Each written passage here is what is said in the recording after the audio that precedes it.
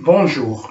Cette séance consiste à donner les mesures en radians, toutes les mesures en radians d'un angle orienté. Orienté, ça veut dire la mesure va avoir un signe plus ou bien moins, puisqu'on est sur le cercle trigonométrique qui est orienté. Alors, je prends l'ensemble de tous les nombres, l'ensemble de tous les réels. Je le représente sur la droite D.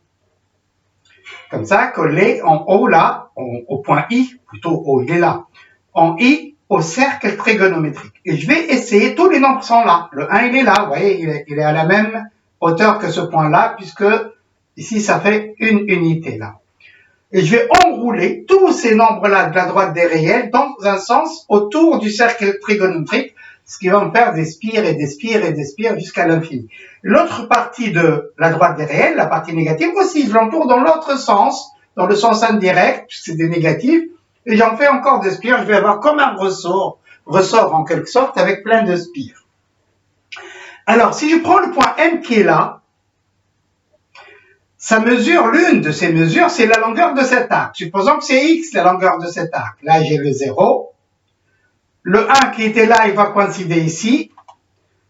Tous les autres nombres vont se retrouver là. Ici, je vais avoir le nombre pi sur 2. Pi sur 2, c'est à peu près 3,14 divisé par 2. Je vous laisse faire le calcul. Se trouvera là. Pi va se retrouver là, le nombre pi. Le nombre moins pi va se retrouver là aussi, là.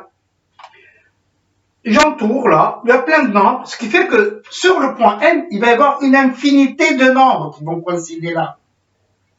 J'ai essayé de décaler les cercles, quelques cercles que j'ai dessinés, pour qu'on voit mieux. Normalement, elles sont les unes sur les autres, tous sur le cercle trigonométrique. On va avoir le nombre X ici.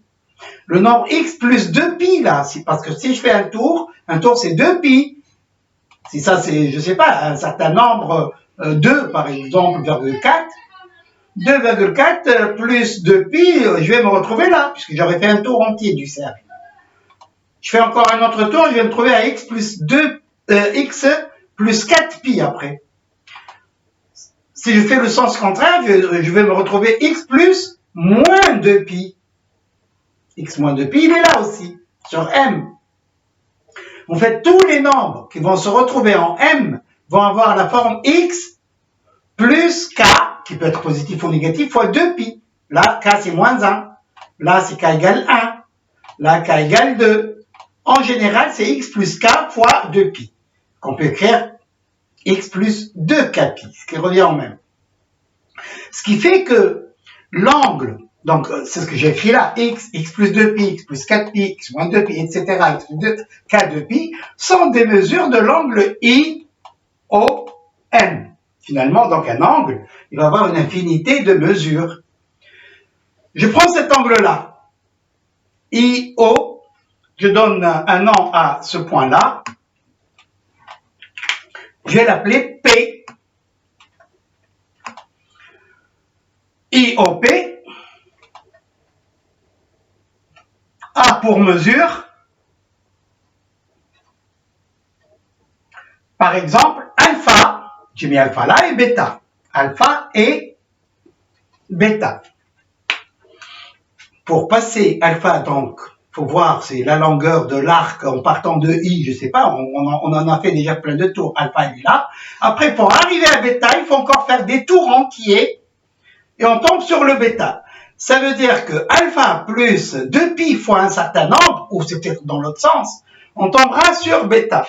Ce qui fait que la différence des deux, bêta moins alpha ou alpha moins bêta, c'est 2pi fois un nombre entier, positif ou négatif, un nombre k fois 2pi. Ce qui fait donc, si les deux valeurs alpha et bêta sont les mesures d'un même angle, alors c'est obligé, bêta moins alpha ou alpha moins bêta, comme vous voulez, c'est égal à 2 fois k fois pi, avec k c'est un entier, si k c'est 1, ça veut dire entre alpha et bêta, il y a un tour. Si k égale 2, 2 tours, etc. K ne peut être qu'un nombre relatif, il ne peut pas être 1,5 ou un tiers. K, c'est un nombre qui appartient à Z.